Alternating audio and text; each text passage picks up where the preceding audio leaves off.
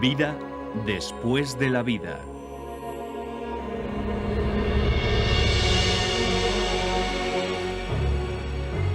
La expedición científica de Tom Harper.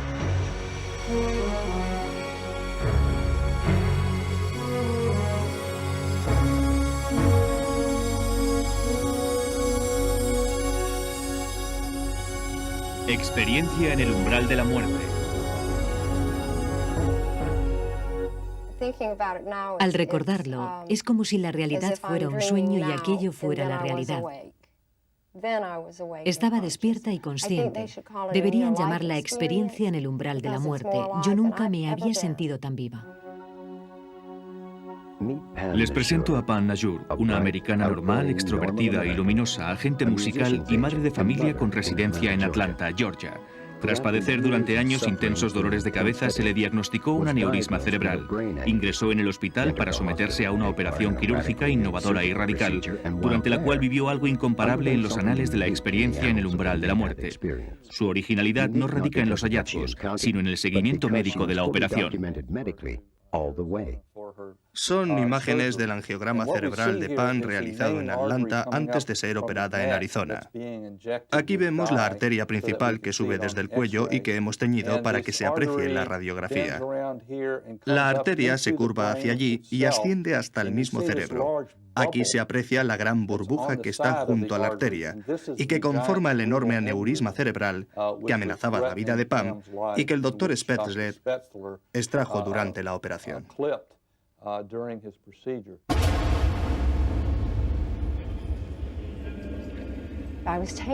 Me trasladaron. Recuerdo que estaba helada cuando me trasladaban en camilla. Totalmente congelada. De aquel momento no recuerdo absolutamente nada. ¿Qué recuerdos tiene de la operación?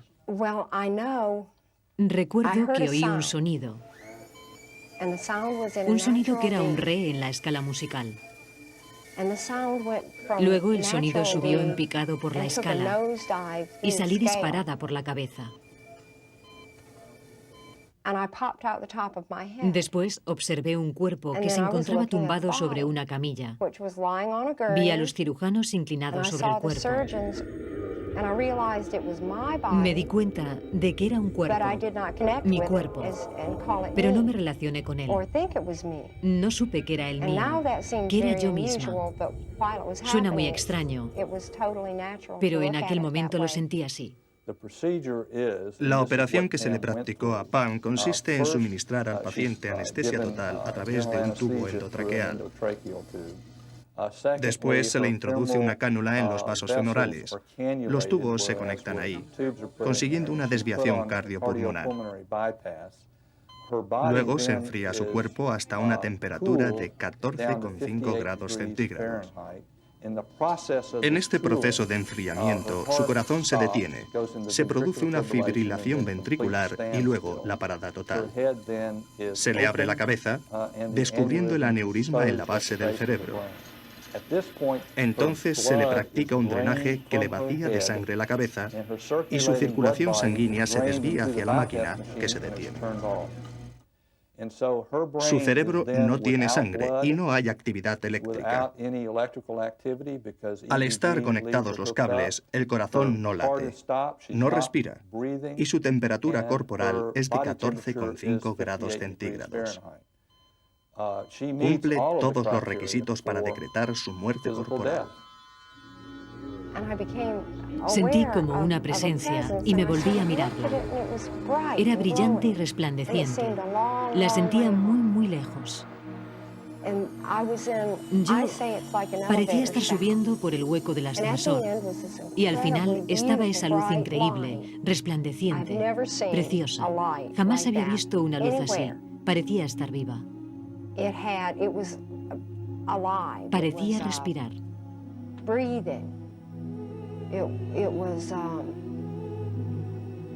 Me sentía en un lugar muy cálido, cómodo y acogedor. No sentía ningún miedo. Era maravilloso. Me acerqué a la luz. Empezaron a rodearme otras presencias. Eran personas que había perdido, parientes míos.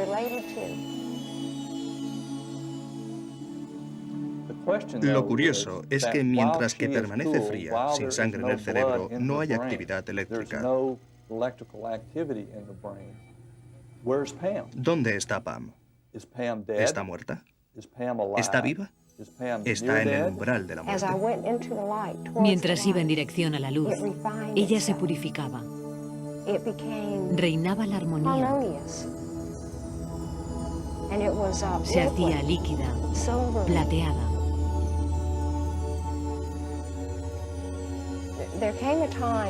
Hubo un momento en el que supe que debía volver al túnel.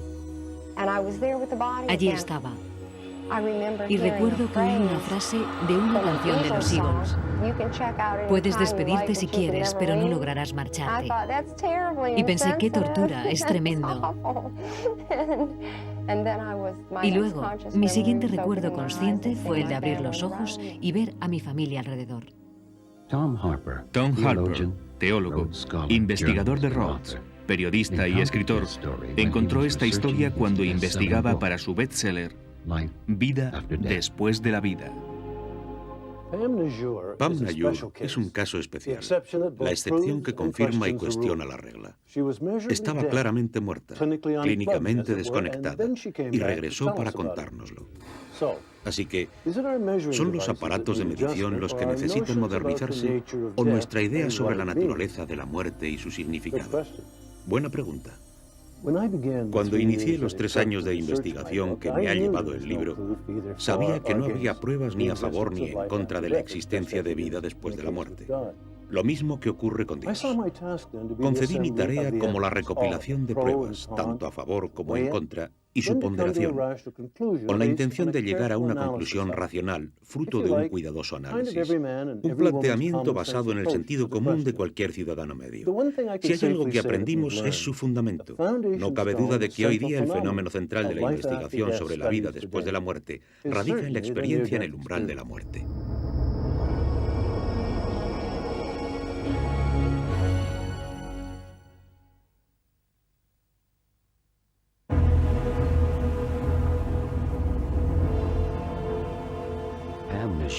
Pam Najur es una de las muchas personas que cuentan su experiencia en el umbral de la muerte. El 42% de los americanos informan de algún contacto con los muertos. Reverendo Andrew Gilley, sociólogo. 8 millones de americanos afirman haber tenido una experiencia en el umbral de la muerte. PMH Atwater, autor de Regreso a la Vida. 8 millones de americanos, y quizás sean muchos más, ya que muchas personas se niegan a contar sus experiencias. Incluso en países más escépticos encontramos cifras similares.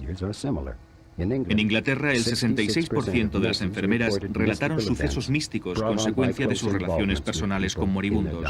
Estudio de la Universidad de Oxford. Estas y otras cifras indican una profunda aceptación de un posible contacto con los muertos. Pero, ¿a qué nos referimos exactamente? Si asumimos que las experiencias en el umbral de la muerte ocurrieron de verdad, ¿podemos dar el salto y tratarlas como reveladores encuentros con el más allá? Muchas personas quedan profundamente transformadas tras la experiencia. Su actitud hacia la vida cambia drásticamente. Aprecian mucho más el privilegio de la vida. Son mucho más compasivos y solidarios con los demás. Mucho más receptivos espiritualmente, lo que no quiere decir que sean más religiosos.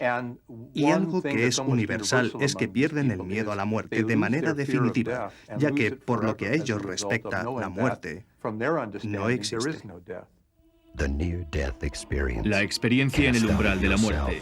Salir de uno mismo, abandonar el cuerpo físico, atravesar sonidos inimaginables, luces, olas de sensaciones, visiones abrumadoras que hasta entonces eran inconcebibles, caras de muertos. ¿Estás vivo? Y si así fuera, ¿dónde te encuentras? ¿A dónde vas? ¿Cómo no va a cambiar tu vida? ¿Que cómo cambié después de mi experiencia?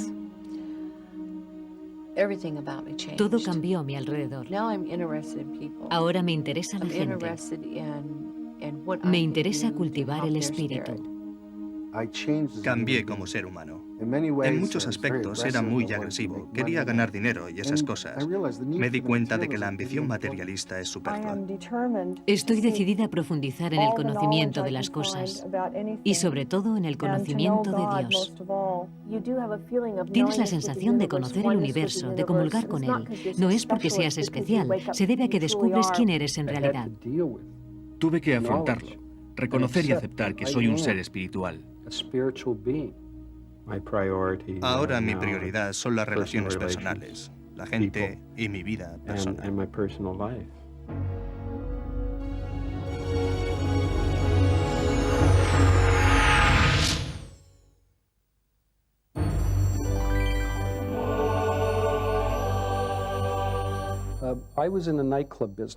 Yo tenía clubs nocturnos en Nueva York y Florida.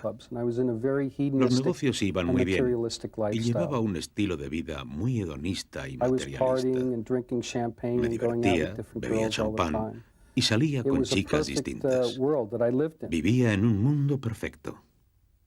Un día discutí con uno de los socios del club. La cosa se puso seria. Empecé a estrangularle.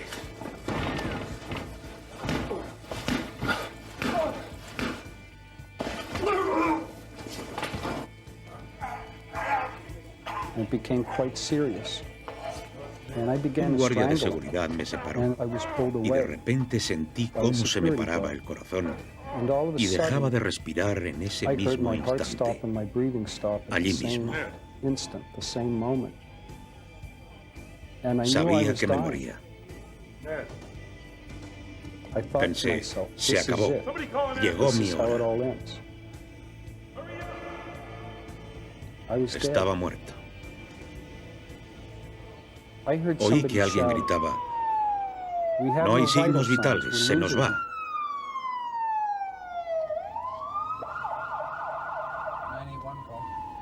En ese momento me encontré instalado en una ambulancia. Podía oír al conductor hablando por radio. Comunicaba al hospital que iban para allá con un paciente que acababan de subir a la ambulancia.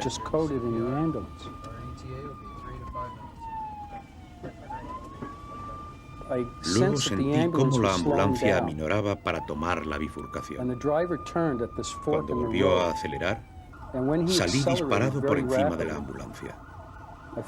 Permanecí suspendido a 1 metro o 1,5 metros de altura, observando cómo la ambulancia se alejaba por la oscura carretera. Luego levanté la vista hacia el cielo y vi lo que percibí como una masa de energía que se formaba en el cielo delante de mí. Un líquido negro que me pareció como un túnel con olas gigantes. Un océano de olas gigantes en forma de embudo. Escuché un fuerte ruido y ascendí por el túnel de energía. De repente, mientras lo atravesaba, me envolvió una luz brillante, una luz dorada y brillante. La luz resplandecía cada vez más, hasta transformarse en una luz completamente blanca, radiante, bellísima. Supe que estaba en presencia de Dios. Ned Dougherty sintió tan profundamente esa presencia que a raíz de aquello su vida se inclinó hacia la espiritualidad. Eso fue lo que le ocurrió a un sacerdote que, aun creyendo en Dios, tras su experiencia en el umbral de la muerte, descubrió que la divinidad significaba algo distinto. Estaba durmiendo.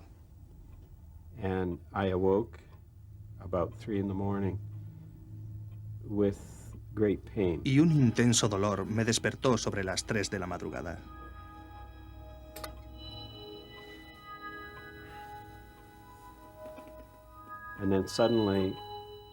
De repente sentí que me transportaban a otro lugar.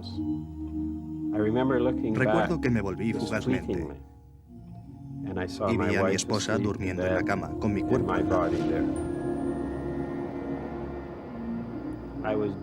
Fui arrastrado hacia una luz brillante, un túnel giratorio de luz que se iba ampliando. Tenía la sensación de regresar a un lugar en el que ya había estado, como si volviera a casa, algo parecido. No sentía miedo. Era muy apacible y estimulante. Eso es lo que recuerdo. Recuerdo una sensación de paz y tranquilidad.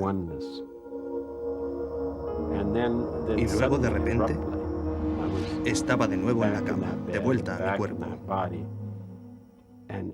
Recuerdo que pensé, Dios mío, otra vez no.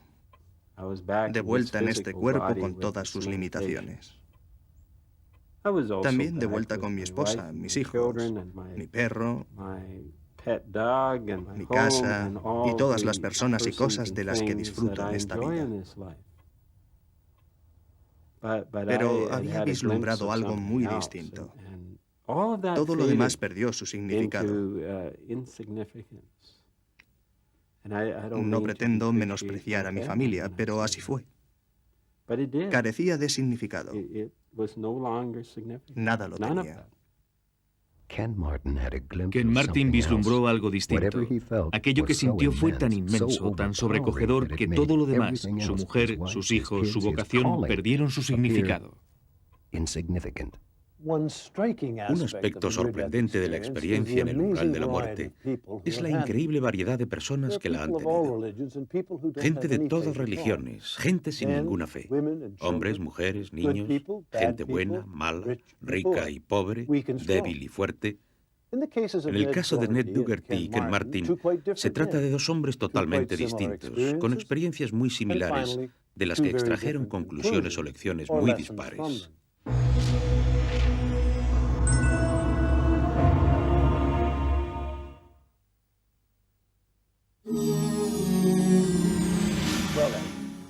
De lo que deducimos que, evidentemente, la experiencia en el umbral de la muerte, por muy poderosa que sea, afecta a las personas de manera distinta.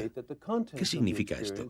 ¿Acaso indica que el contenido de la experiencia es un mero reflejo de la imaginación individual y no puede considerarse universal? En otras palabras, ¿radica y se circunscribe al cerebro de cada individuo? No me cabe la menor duda de que las experiencias en el umbral de la muerte son sucesos que cambian profundamente la vida. Las personas que las tienen las viven como reales, pero en el fondo creo que todo es producto de lo que ocurre en el cerebro.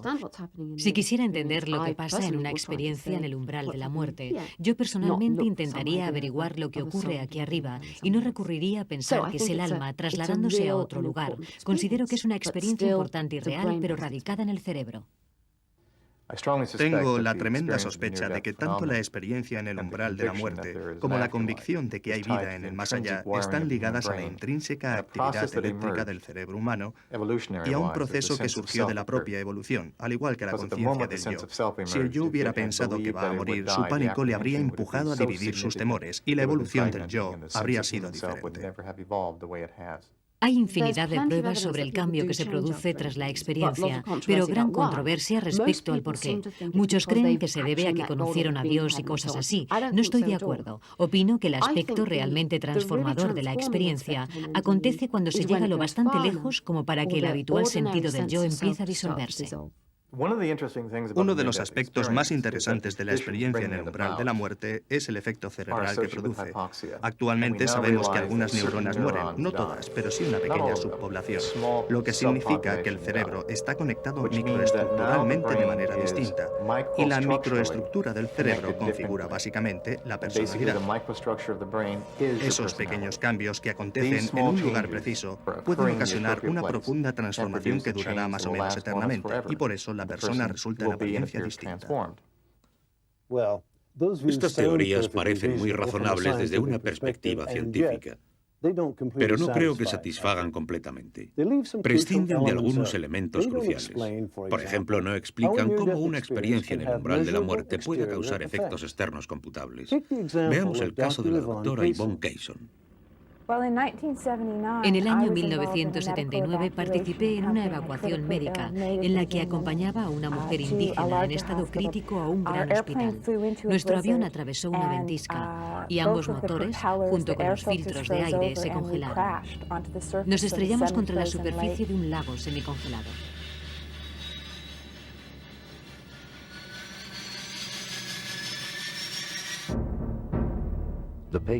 La paciente falleció, al igual que la doctora Kayson, pero una luz brillante y maravillosa la envolvió, se llevó su cuerpo y la rescató. No había llegado su hora. Fue devuelta a su cuerpo y sobrevivió. Aquello le afectó de muchas maneras. De una en particular, se volvió clarividente. Pasado un mes de mi experiencia, iba de camino a casa de una amiga. Pensábamos cenar juntos. De repente tuve una visión muy nítida. El cerebro de mi amiga cubierto de pus. Como médico, diagnostiqué una meningitis. Así que al llegar le pregunté a mi amiga, Susan, ¿cómo estás? ¿Cómo te encuentras? Me respondió, Yvonne, tengo un espantoso dolor de cabeza. Jamás me ha dolido tanto. Es una de las peores migrañas que he sufrido jamás. Le pregunté por todos los demás síntomas de la meningitis y no los tenía. Pero le dije, prométeme que si descubres alguno de esos síntomas, te presentarás en urgencias esta noche para que vean si se trata de una meningitis. Aquella noche acabó empeorando. Se presentó en las urgencias de un gran hospital de Toronto y le confirmaron que se encontraba en una de las fases iniciales de una meningitis muy poco habitual y normalmente letal. Gracias a un diagnóstico precoz, sobrevivió sin daños cerebrales, lo que no suele ocurrir con los adultos. Ese fue mi primer episodio como clarividente. La experiencia de la doctora Kayson no tiene nada de particular. Los efectos secundarios de la experiencia en el umbral de la muerte suelen consistir en un aumento de la sensibilidad física y de los poderes mentales. Recuerden que las personas que hemos conocido representan cientos de miles de experiencias similares. No todos se equivocan. Algo les sucedió a estas personas y seguramente se relaciona con las preguntas que formulábamos anteriormente. ¿La experiencia en el umbral de la muerte está circunscrita únicamente al cerebro o es el resultado de los fenómenos no físicos del espíritu?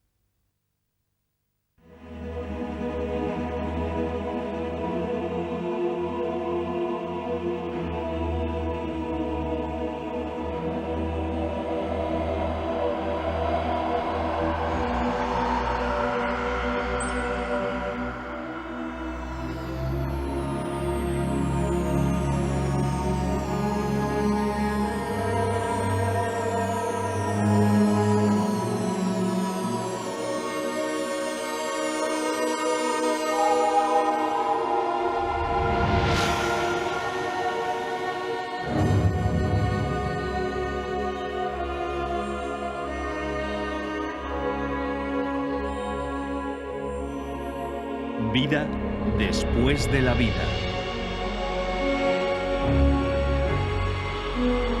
La expedición científica de Tom Harper.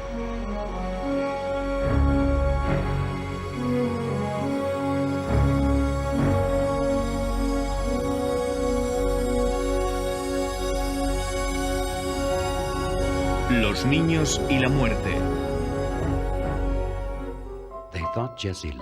Creyeron que Jessie Lott estaba muy acatarrada hasta que le falló el hígado y entró en coma. La actividad cerebral descendió hasta 100 y su corazón se detuvo. Permaneció ausente 20 minutos. Después regresó. Una urgencia como tantas otras, salvo por un detalle. Cuando mi corazón se detuvo, de repente vi a mi abuela, que murió hace un año. Ya, ¿qué aspecto tenía? Llevaba un traje blanco. Estaba exactamente igual que cuando murió. He entrevistado a docenas y docenas de niños que han tenido estas experiencias. El doctor Melvin Morse, pediatra del Hospital Infantil de Seattle, ha realizado la investigación infantil más exhaustiva en relación a las experiencias en el umbral de la muerte. Su documentación incluye la filmación de muchas entrevistas como la de Jessie Lott. ¿Qué te pareció aquello, que tu abuela estuviera allí? Sorprendente. No entendía cómo podía estar ahí, a mi lado. No me acuerdo. Estaba ahí sentada, como paralizada. Sentí miedo, pero me alegré de verla. Recuerdo que estaba sentada en una silla, muy quieta, sonriendo. No sé dónde estuve, pero fui a algún sitio. No es más que una niña, sin dobleces, ignorante de lo que significa una experiencia en el umbral de la muerte. En su caso, sin apenas educación religiosa. Una niña que recuerda su experiencia. La suya es otra más de las historias que Tom Harper, investigador de Rhodes, teólogo y periodista, encontró cuando investigaba para su bestseller Vida después de la vida. Una niña. Pero, ¿acaso los niños, y más aún los que carecen de educación religiosa, pueden contarnos algo peculiar sobre lo que ocurre después de morir? ¿Sus experiencias son distintas o iguales a las de los adultos, pero desde otra perspectiva? ¿Son más fiables al ser menos sofisticados? En este programa escucharemos muchos testimonios infantiles. Los niños tienen experiencias simples y puras. Utilizan palabras como bonito o raro que expresan sentimientos de verdad. La clásica experiencia infantil en el umbral de la muerte la resumen con un «wow, era como si flotara fuera de mi cuerpo. Sabía que estaba muerto, pero seguía estando vivo». Vienen rodeadas de un halo de misterio. ¿Cómo puede ocurrirles algo así? A menudo se aterran con la experiencia. Muchos se preguntan cómo lograrán regresar a sus cuerpos. Aquello está tan alejado de lo imaginable que a menudo confiesan haber pasado miedo. No es una experiencia nada inusual. Lo que más me impresiona es la fragmentación del relato. Suelen contar un fragmento muy pequeño de algo que claramente les ha sobrecogido. Cada macarrón parecía un túnel, muy derecho, sin nada en medio. No era una espiral, más bien una especie de túnel o macarrón con un arco iris.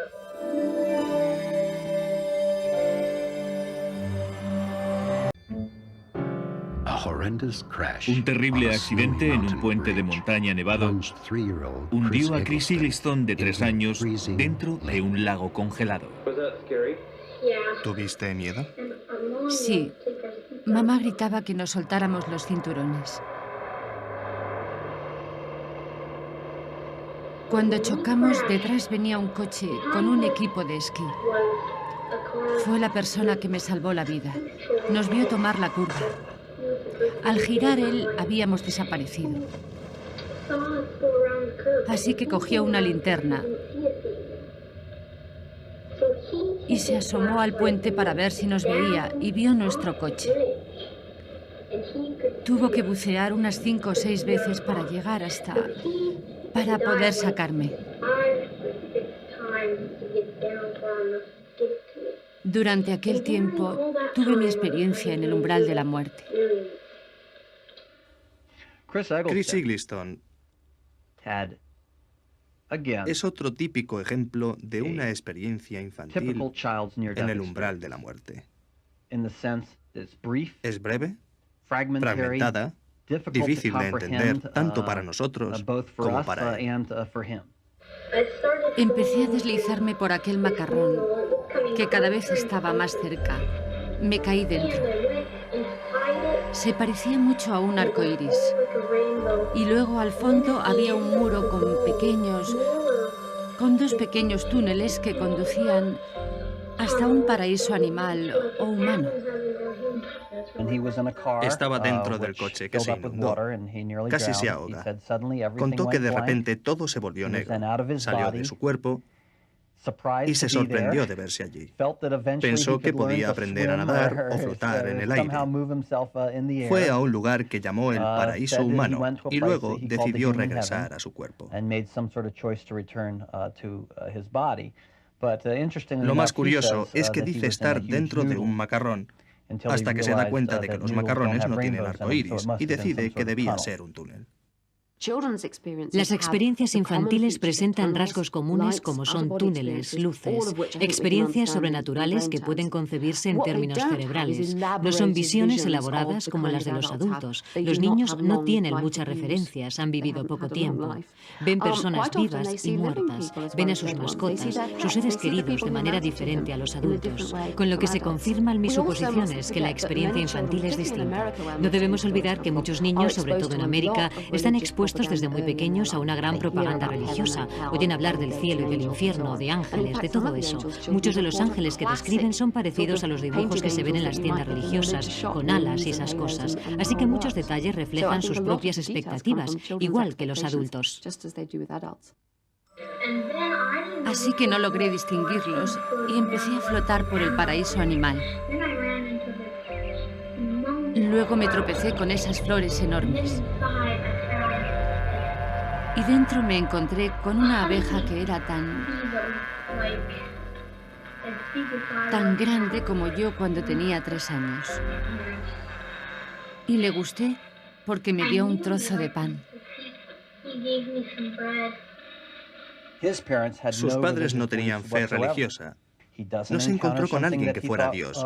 Su paraíso coincide con la típica descripción del paraíso. Un castillo dorado, puertas nacaradas, la típica imagen de cualquier niño.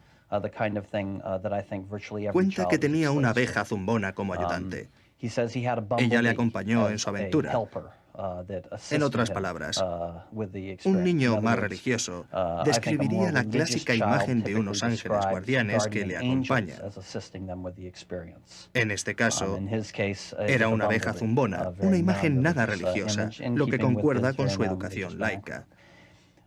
La conclusión que saco de las experiencias infantiles en el umbral de la muerte es que morimos la vida que vivimos.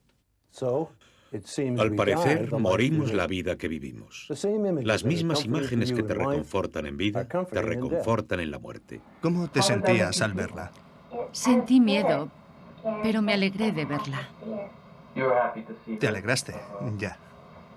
Uno de los aspectos más interesantes de la entrevista con Jessie Lott es la naturaleza fragmentaria de su experiencia.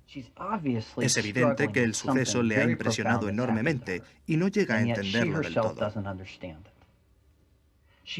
Tiene una enorme laguna hasta el mismo momento en que su corazón dejó de latir. Y es entonces cuando tuvo la visión de su abuela sentada allí, a los pies de la cama, sorprendida de verla.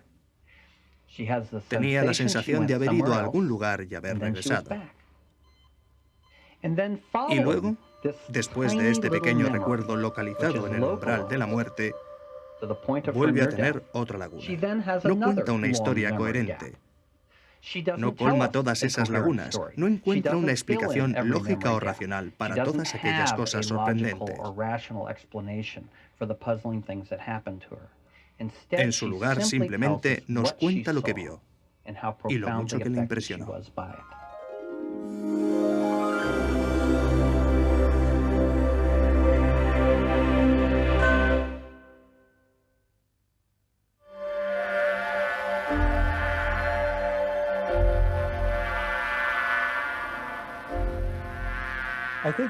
Podemos afirmar que los niños tienden a identificarse con la naturaleza más que los adultos. Por ejemplo, donde un adulto ve los clásicos símbolos religiosos durante una experiencia en el umbral de la muerte, los niños se encuentran con animales, como la abeja de Chris Eggleston. Además, los niños suelen identificarse con criaturas pequeñas, como la mariposa monarca de nuestra próxima historia. La monarca es un antiguo símbolo de muerte prematura, probablemente porque su metamorfosis simboliza la transición hacia otra vida. Pero hay un hombre para el cual el símbolo se hizo realidad. El ordenador de mi hija se llamaba Panda. Solía utilizarlo para comunicarse con sus amigos. Incluso antes de que muriera, una de mis fundas de golf era un panda. Así que siempre pensaba en Jenny cuando jugaba al golf y quitaba esa funda. Mi primera experiencia con una monarca fue en Omaha, durante una espléndida tarde dominical del mes de agosto. Recogí mis 3 palos y quité la funda. Pensaba en Jenny y miré a la pelota. Allí estaba la mariposa, posada encima. Seguía allí encima y pensé, no puedo lanzarla.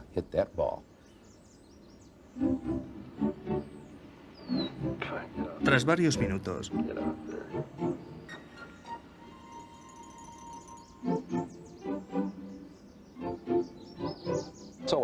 acabó elevándose suavemente en espiral y se marchó. Me sentí muy reconfortado y se lo conté a mi esposa. Al cabo de un par de semanas, empezaron a aparecer muchas otras. Charlaba con mi vecino. En realidad, empezábamos a conocernos. Era la primera vez que hablaba con él. Me preguntó, ¿cuántos hijos tiene? Siempre me cuesta admitirlo. Le digo que 3 con Jenny o solo 2, los vivos. Le dije 3. Me dijo que estaba enterado y preguntó cómo había ocurrido, así que se lo conté. Luego empecé a hablarle de las mariposas. Ya había visto 3 para aquel entonces. Mientras hablaba de Jenny y de visiones en el lecho de muerte, llega una mariposa. Ve una rama y se posa en ella. El vecino me miraba y miraba a la mariposa, que se quedó allí quieta durante unos 6 o 7 minutos.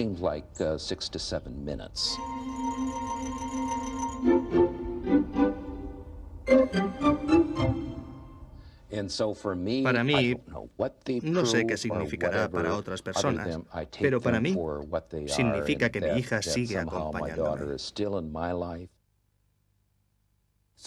Su hija sigue acompañándole. ¿Pero de qué manera?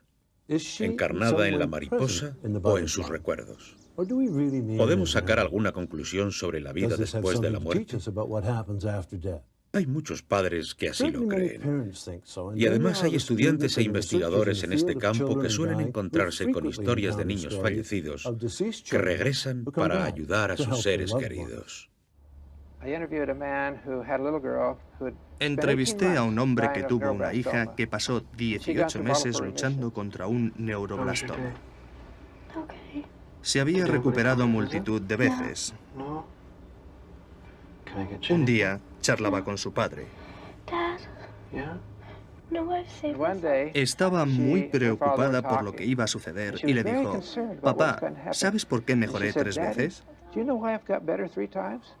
Él contestó, «No, cielo, ¿por qué?» Ella respondió, «Porque tengo que prepararte para mi muerte. Y cuando sienta que estás listo, me moriré». El día que falleció, abrazó a su padre y le dijo, «Papá, prométeme que no te harás daño».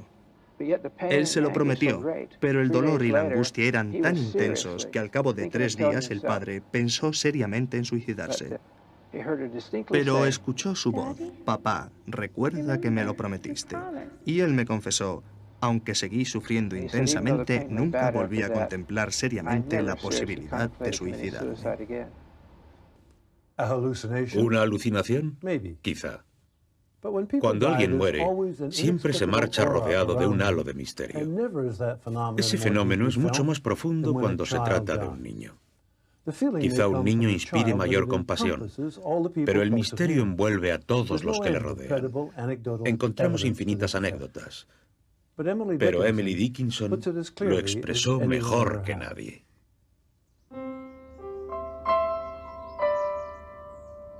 La última noche de su vida fue una noche como todas las demás, pero ella se moría. Aquello nos transformó. Percibimos los más mínimos detalles, matices antes despreciados que ahora se destacan como una inmensa luz que nos alumbra.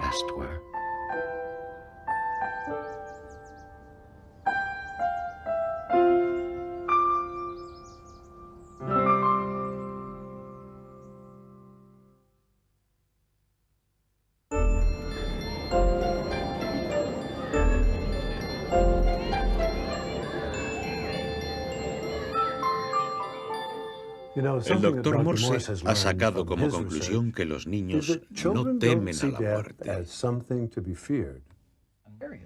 Hubo un niño que me dijo, ya no tengo miedo a morir. Es el mismo mensaje de las personas que pasaron por la experiencia. No cesan de repetir, ya no tengo miedo a morir. A veces los niños llevan al extremo su indiferencia ante la muerte. Se muestran insensibles al respecto. Lo cierto es que no pueden concebir ni su significado ni que les esté pasando a ellos.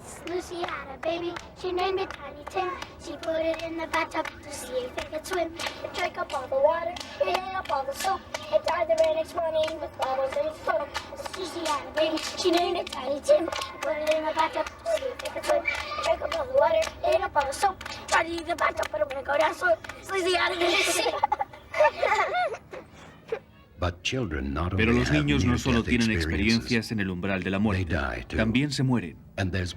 Existen muchas pruebas de que su aproximación a la muerte es muy distinta a la de los adultos. Suelen tener menos miedo y están más preocupados por cómo afectará la muerte a sus seres queridos. Tonya Caruana combatió contra la leucemia durante casi 3 años. Sus padres tuvieron que anunciarle que no iba a mejorar. Cuando el cáncer volvió a reproducirse, fue desconsolador ver que tu hija se muere y que no volverás a verla. Tonya enmudeció, se ensimismó. Fue entonces cuando supe que ya no podía esperar. Tenía que confirmarle que todos los esfuerzos por salvarla eran inútiles. Es tremendamente difícil para una madre mirar a su hija de 13 años y comunicarle que todo es inútil.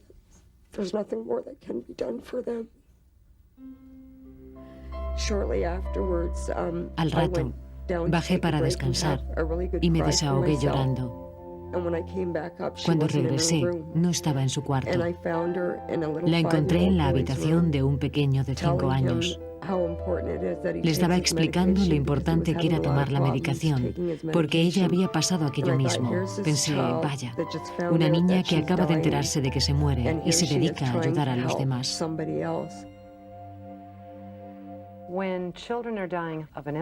Cuando los niños mueren de enfermedad, es obvio que la noticia es devastadora para padres y hermanos. Pero los padres deberían mostrarse más receptivos con el hijo, compartir de verdad su experiencia, en lugar de anclarse en la pérdida física y sus consecuencias. Es algo muy difícil de lograr. Anticipar la pérdida de un hijo es una de las cosas más tremendas de la vida. Pero ahí tienes a tu hijo, ese pequeño espíritu que vive experiencias maravillosas. Estaba muy débil. Veía que intentaba levantar los brazos. Al principio no sabíamos qué pretendía. Luego, escuchando sus susurros, vimos que intentaba abrazarnos. Así que cada uno la cogió de un brazo. Mi esposo de uno y yo del otro. Me tumbé a su lado en la cama. La rodeé con mis brazos, sujetándola. No paraba de repetir, os quiero, os quiero. Sabía que había llegado su hora.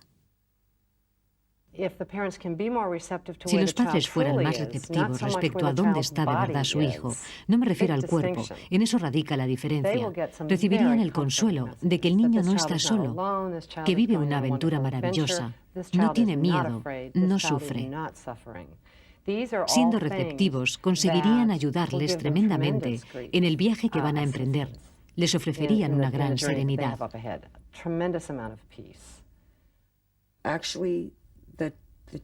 10 minutos antes de morir, ya al final, su respiración se hizo más y más lenta hasta que dejó de respirar. En ese momento rompí a llorar y ella volvió a respirar. Era como si intentara seguir viviendo para no entristecerme. Le dije, no, Tonya, estoy bien, estoy bien. Entonces dejó de respirar. Había llegado su hora. El amor de Tonya por su familia, su falta de miedo ante la muerte inminente, fue una profunda lección de valentía para todos los que estábamos a su alrededor. Los relatos de niños que han tenido una experiencia en el umbral de la muerte y lo que cuentan los que han estado junto a niños moribundos confirman mi sospecha de que ellos están más cerca del origen de la creación y quizá por eso más receptivos a lo que les está ocurriendo. Tal y como dice Maggie Callanan, si logramos sobreponernos a la tristeza y al dolor que sentimos cuando un niño querido se nos muere, quizá les oigamos contar algo fundamental sobre el viaje que van a emprender, que es una aventura, que no tienen miedo y que en consecuencia nosotros tampoco debemos tenerlo.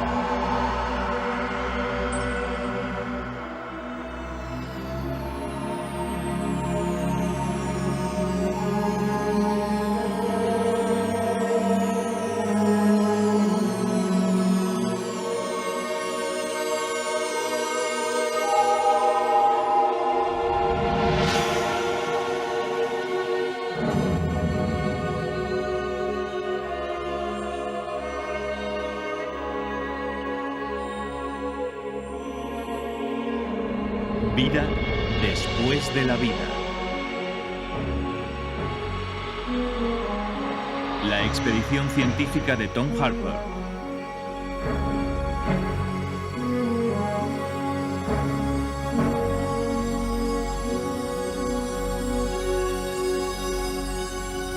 Sueños de moribundos.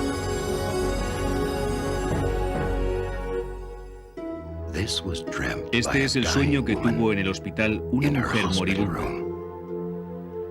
En el alféizar de su ventana aparece de repente una vela encendida.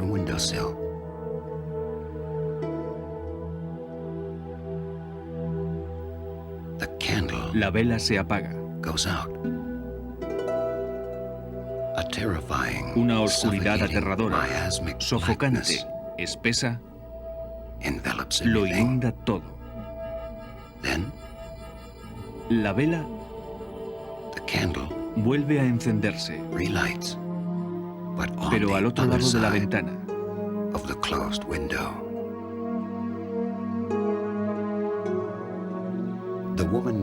La mujer falleció al poco tiempo de contarle su último sueño a una enfermera. Tom Harper, teólogo, investigador de Rhodes, periodista y escritor, se encontró con esta historia cuando investigaba para su bestseller Vida después de la vida.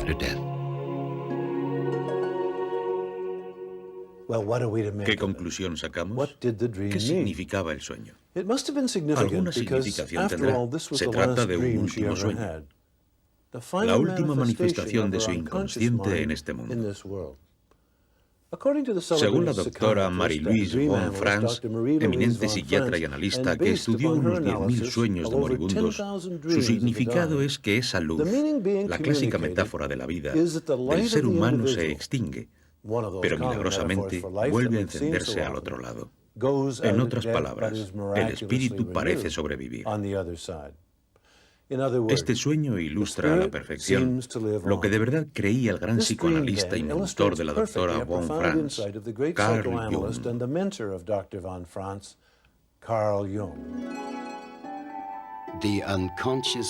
El inconsciente cree en una vida después de la muerte. Según Jung, los sueños simbólicos que moran en la profundidad del alma se comportan como si la vida psíquica del individuo continuara. En palabras de la doctora von Franz, estos símbolos describen el final de la vida corporal y la explícita continuación de la vida psíquica después de la muerte. En otras palabras, los últimos sueños nos preparan para la muerte y posiblemente para la vida en el más allá. No solo los adultos experimentan sueños de preparación, también los niños. La siguiente historia es particularmente sugestiva. Lo más interesante y conmovedor es la claridad con la que el niño ve una vida inminente en el más allá. Cory Bellard tenía cáncer. Kimberly Clark Sharp habló con él y con su madre Shirley sobre sus sueños en los que viajaba a un lugar paradisíaco que llamaba la Tierra del Verano. Cory llegó a hacer un dibujo de aquel lugar. En sus sueños atravesaba un arco iris y llegaba a un lugar agradable y encantador que llamó Tierra del Verano. Allí había un castillo de cristal y estaban otros niños que había conocido durante su tratamiento contra el cáncer. Le encantaba ir a la Tierra del Verano y cada vez pasaba más y más tiempo en esos sueños, hasta que percibió que su familia estaba preparada emocionalmente para aceptar su decisión de marcharse definitivamente.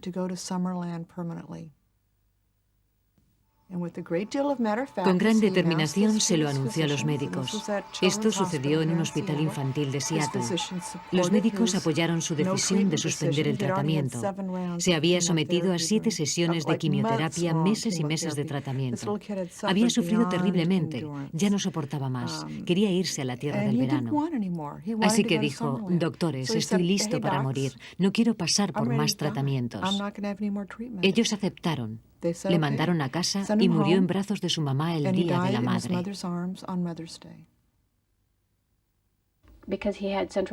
Padecía una enfermedad del sistema nervioso central localizada en el cerebro, en la corteza que recubre el cerebro.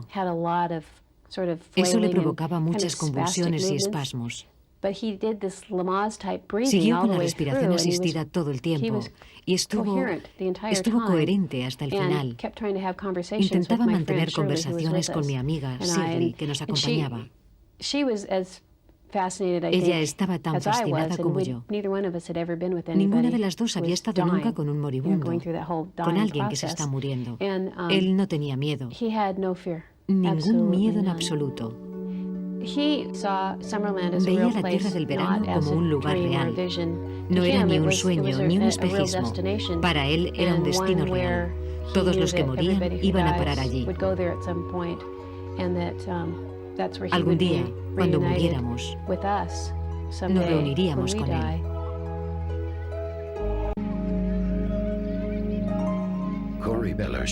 Cory Bellard es la prueba de que los niños sueñan en un contexto puro y virginal.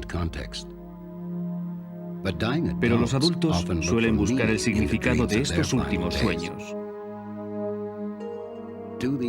¿Acaso los sueños les dan idea de lo que les espera al morir? Estamos en Casey House, un hospicio para pacientes terminales de SIDA en Toronto, Canadá. Es probable que todos los pacientes hayan muerto mucho antes de que se vea este programa. No es ningún secreto, y mucho menos para sus inconscientes.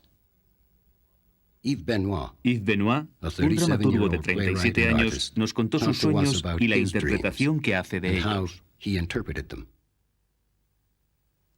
El universo representa el mar.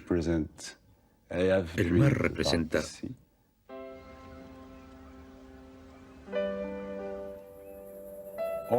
He soñado con el mar, con Manitoba y sus infinitas praderas, con montañas muy altas, muy bellas, con el Cabo Bretón y las olas, el mar que se agita y se estrella contra las rocas.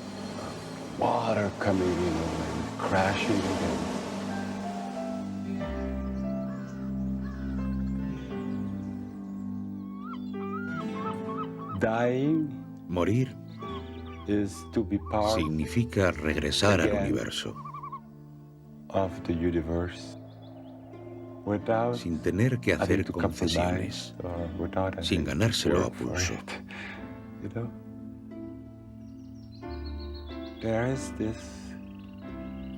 La sensación de que tu vida puede cambiar radicalmente. Cuando mueres, la naturaleza es tu amiga. Te seduce.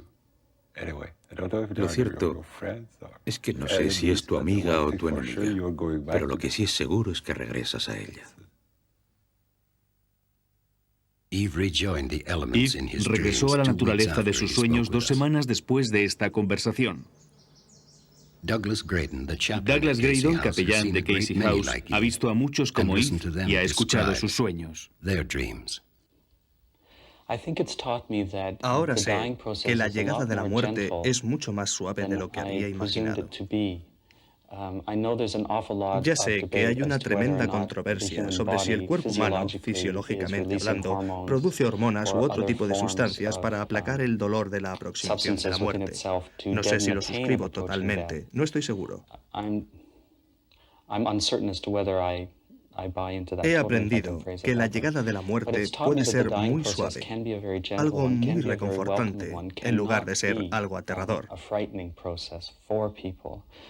Y eso, cualquiera que esté en presencia de un enfermo podría percibirlo, si fuera capaz de prestar atención y escuchar los sueños de los moribundos. Resulta muy difícil. Tampoco debe aterrarnos presenciar cómo alguien fallece. Los sueños que escucho me cuentan que la muerte puede ser algo muy tranquilizador.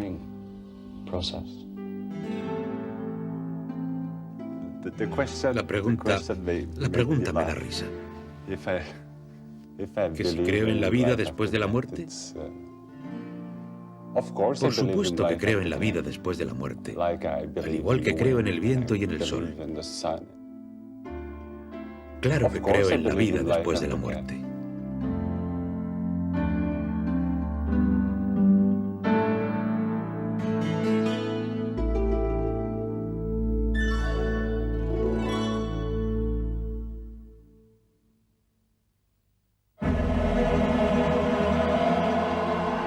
Trastornos trascendentales psiconeuróticos, nuevos enfoques en el desarrollo psicoespiritual y personal. Bruce Bynum, investigador americano, ha pasado la mayor parte de su vida profesional estudiando los diversos aspectos de los sueños, incluidos los que tienen lugar en la proximidad de la muerte.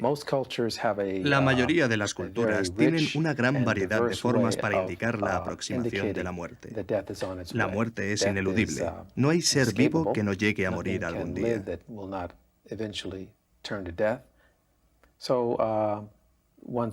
La religión de cada uno, su cultura, su experiencia personal, influyen tremendamente en el contenido de la simbología.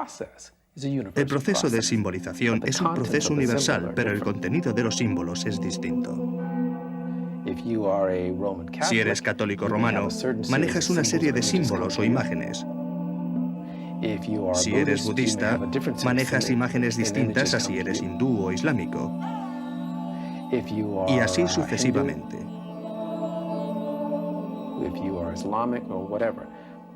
Pero el proceso de simbolización y el esfuerzo de la psique por comprenderlos es un fenómeno universal.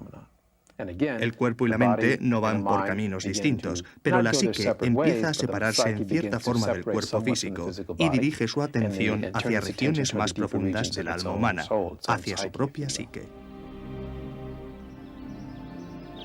Es evidente que existen una serie de símbolos comunes, sobre todo en Occidente. Los más clásicos representan un largo viaje, un largo camino. Otro muy habitual es la caída de una última cortina, la imagen de un cementerio. Existen muchísimos, muy corrientes. Podríamos llamarles arquetípicos. Son muy habituales. Si estuviéramos en la India, encontraríamos una simbología diferente, y lo mismo ocurrirá en Japón. La cultura influye profundamente en el contenido de la simbología, pero el proceso de simbolización es universal. A veces el símbolo de la muerte inminente puede ser completamente personal. Un simple sonido. Al morir, oí el zumbido de una mosca. La quietud de la habitación reproducía la quietud del aire entre la agitación de la tormenta. Un zumbido azul, incierto, vacilante entre la luz y yo. Luego, las ventanas se nublaron y ya no pude ver nada más.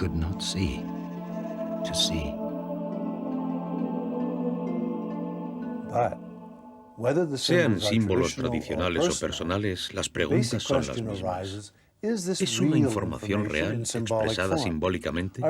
¿Se nos informa realmente de a qué atenernos?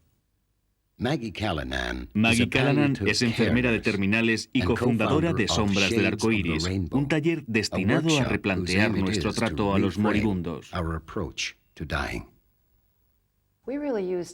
En el hospicio utilizamos los sueños de dos formas muy distintas. Primero, como un importante vehículo de comunicación.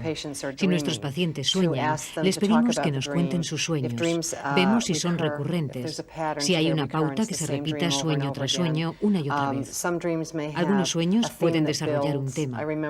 Recuerdo una mujer que había vivido casi siempre sola. Su gato era lo que más le importaba, lo que más amaba en el mundo. Tuvieron que sacrificarle semanas antes de que ella muriera. En sus sueños podía ver al gato bajando por el túnel. Le miraba atentamente. No estaba segura de que fuera él. Los sueños eran en secuencia. Con el paso del tiempo supo que era él y que cada vez se iba acercando más. Recuerdo comentarles a las enfermeras que probablemente fallecería cuando llegara el gato.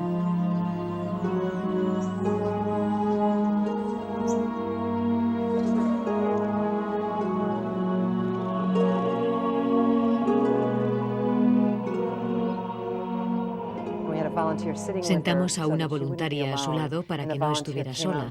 La voluntaria salió y dijo, mirad, está saludando. Hacía así, acariciaba al gato. Eso nos dio la pista de que estaba atravesando el proceso de la muerte.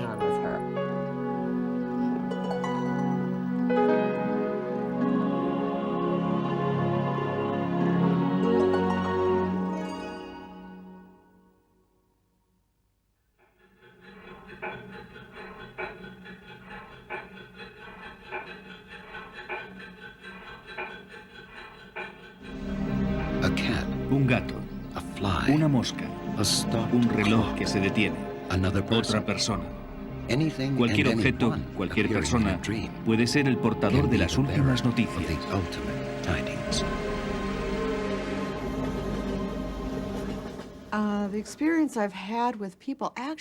Mi experiencia con personas que soñaron con sus muertes es anterior a mi investigación sobre la experiencia en el umbral de la muerte. Recuerdo que mi primer encuentro con este fenómeno fue cuando un caballero anciano que estaba en la unidad de cuidados intensivos de Harborview soñó que iba a morir el domingo, alrededor de las 2 de la tarde. Era un viernes. En el sueño, su difunto hermano venía a contárselo.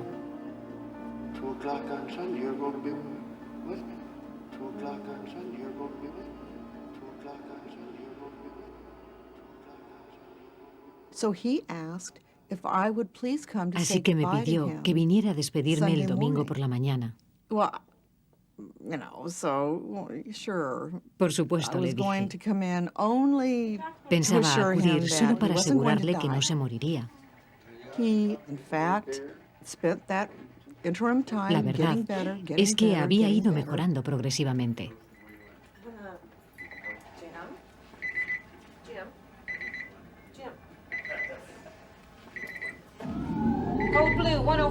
Aquel domingo, sobre las 2 de la tarde, sufrió un paro cardíaco y no hubo forma de reanimarle. Murió.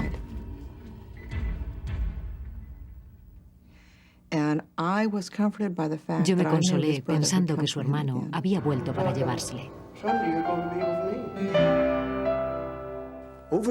A lo largo de los años, Maggie Callanan ha llegado a comprender mejor que nadie el proceso de la muerte. Puede que algunas de sus conclusiones le sorprendan, sobre todo ver cómo los moribundos organizan su muerte buscando un mundo mejor. A las familias suelo explicárselo así. Su padre está con un pie en este mundo y otro en el otro, y se desplaza entre ambos. Cuando trabajaba en el hospital, no me sorprendía oír que un enfermo grave quería volver a casa, era lógico. Pero me quedé de piedra cuando empecé a trabajar en sus casas y escuché el mismo deseo. Entonces pensé, ¿a qué se refieren? Hay pacientes que dicen muy claramente a las familias, tengo que irme a casa, debo irme ya. Existen muchos símbolos como irse de viaje, ver un lugar que nadie más ve, gente que nadie percibe, con frecuencia parientes muertos, personas que han fallecido con anterioridad, a veces un ser espiritual. Los moribundos suelen saber exactamente cuándo van a morir, aunque nadie les haya dicho que se están muriendo. No pueden detener el proceso, pero pueden aminorarlo o acelerarlo dependiendo de cómo esté el entorno.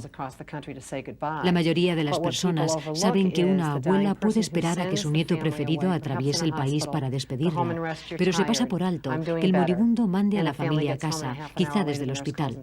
Volved a casa y descansad. Estáis fatigados, ya estoy mejor.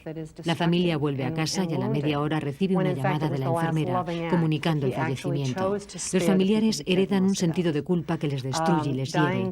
No ven que se trata del último acto de amor del moribundo que pretende ahorrarles tan triste momento. Los niños moribundos suelen despedir a sus padres. Es como si no soportaran el dolor que les causa su presencia mientras fallecen, como si ver la cara de tristeza de sus padres les impidiera iniciar libremente un viaje que están deseando emprender. Es fundamental que las personas sean conscientes de esto. De lo contrario, los niños moribundos suelen despedir a sus padres. Es como si no soportaran el dolor que les causa su presencia mientras fallecen, como si ver la cara de tristeza de sus padres les impidiera iniciar libremente un viaje que están deseando emprender. Es fundamental que las personas sean conscientes de esto. De lo contrario, arrastran la culpabilidad durante años. ¿Cómo pude dormirme? ¿Cómo fui capaz de irme? ¿Por qué bajé a cenar a la cafetería? Y se sienten tremendamente angustiadas. La cuestión fundamental de los sueños, lo que me sorprendió cuando investigaba este aspecto concreto de la vida después de la muerte, es que el inconsciente, valiéndose de imágenes arquetípicas, descubre precisamente que el cuerpo se enfrenta a su propia disolución. La muerte es una realidad. Al mismo tiempo, la psique también parece querer decirnos, con una imaginería muy rica y universal, que está convencida de que la vida o la conciencia logran sobrevivir. Esto es aún más revelador que las experiencias en el umbral de la muerte. En nuestra cultura, quizás sean los sueños el mejor medio para conocer el viaje que vamos a iniciar. En otras, tal y como nos cuenta Bruce Bynum, la meditación y la contemplación son las claves para ampliar este proceso de comprensión.